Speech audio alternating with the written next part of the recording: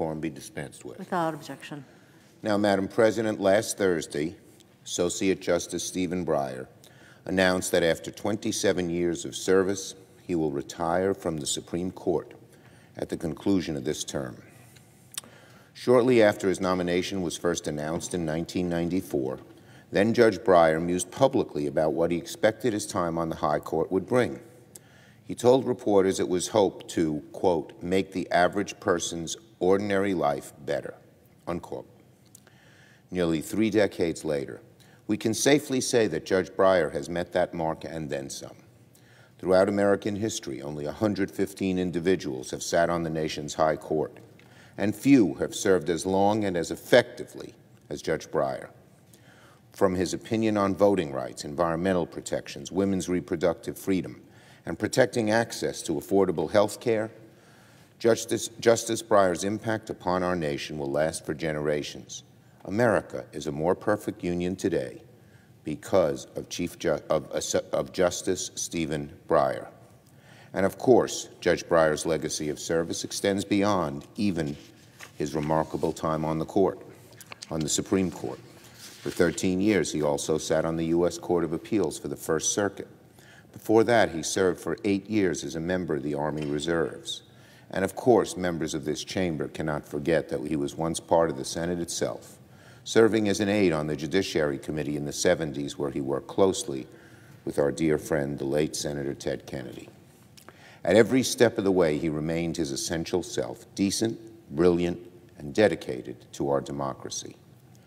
Now, with his new vacancy on the court, President Biden will have an opportunity to make history by nominating the first ever black woman to serve on the Supreme Court.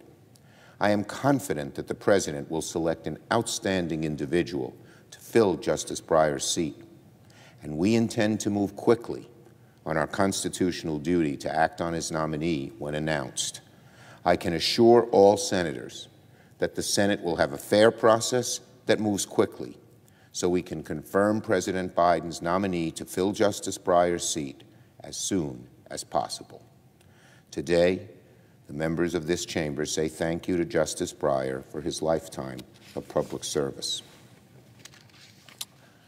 Now, Madam President, as our country continues to recover from the darkest days of the COVID-19 pandemic, last week we received a remarkable bit of news. The U.S. economy grew 5.7%. 5.7% in 2021. Let me say it again. Last year, the U.S. economy grew by 5.7%, the largest single-year growth rate in about 40 years. Last year's economic growth did not happen on its own. Faced with a historic crisis, Democrats took unprecedented steps in 2021 to give American families and businesses the support they needed to make ends meet and stay healthy. And though we have more work to do to lower costs and expand opportunity, we are undeniably better off today than we were a year ago when we first took office. It is frightening when we first took office as a majority Senate. It is frightening to merely remember how bad things were at the start of 2021. We were entering the very worst of the pandemic. The economy had its worst year since World War II, and 11 million people were out of work. More than 3,000 Americans were dying each day from COVID-19. But Democrats responded by passing the American Rescue Plan 2 months into the President's term. We later passed a historic infrastructure package that's putting people to work fixing our roads and our bridges and our highways. And thanks to the heroism of health workers, the leadership of the Biden administration, and action taken by congressional Democrats, over 200 million Americans have now been vaccinated. Because of these steps that Democrats took last year, unemployment has plummeted faster than many forecasts predicted a year ago to below 4%. The economy added the largest number of manufacturing jobs in 3 decades, and as wages keep climbing, layoffs are near record lows.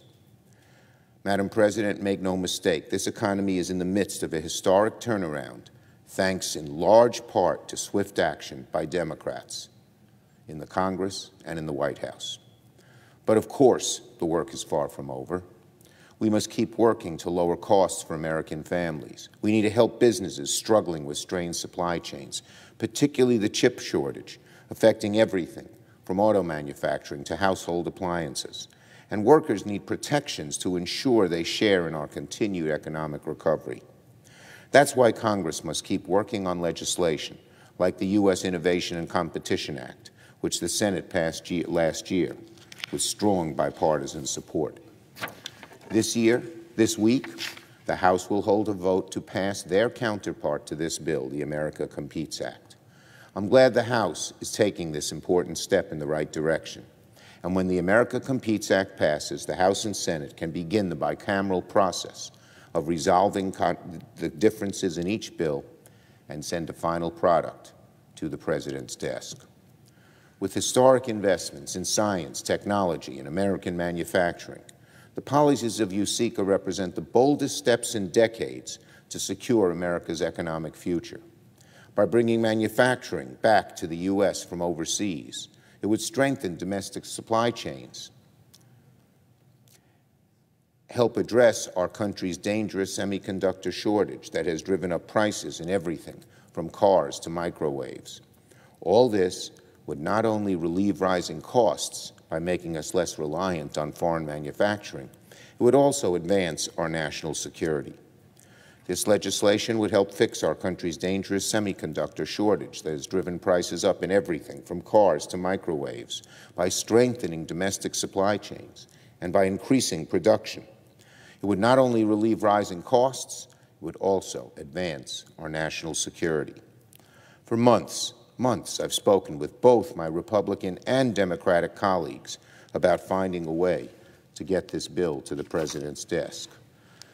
Now, I am glad that the House will take action later this week on their version of this legislation, and I look forward to working through this bill so that President Biden can finally sign this landmark manufacturing and innovation bill into law.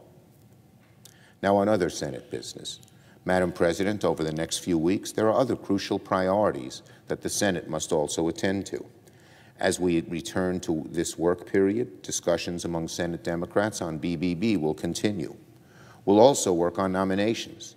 At the end of the last work period, I filed cloture on 20 nominees to serve in both the Biden administration and on our federal courts. Later today, we'll hold a cloture vote on the first of these nominees, Ms. Bridget Brennan, to serve as a district judge for the Northern District of Ohio. And over the course of this week, we will work to get these men and women confirmed as quickly as possible. Among the 20 individuals I filed cloture on include one nominee for the U.S. Court of Appeals, several federal district judges, several judges to serve in Washington, D.C.'s Superior Court, the nominee to serve as U.S. Ambassador to Germany, and many other highly qualified men and women to serve in the Department of Defense, the Export-Import Bank, and the U.S. International Development Finance Corporation.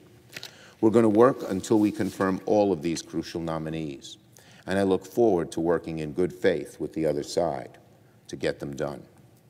Finally, Madam President, in this work period, the Senate will also work on the vital task of passing an omnibus package to fund the federal government, prevent a shutdown, and make sure the federal government is well equipped to serve the American people.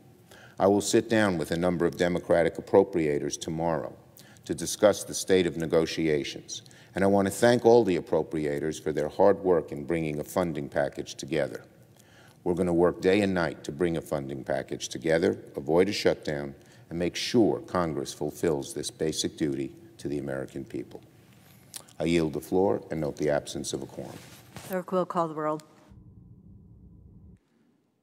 Ms. Baldwin.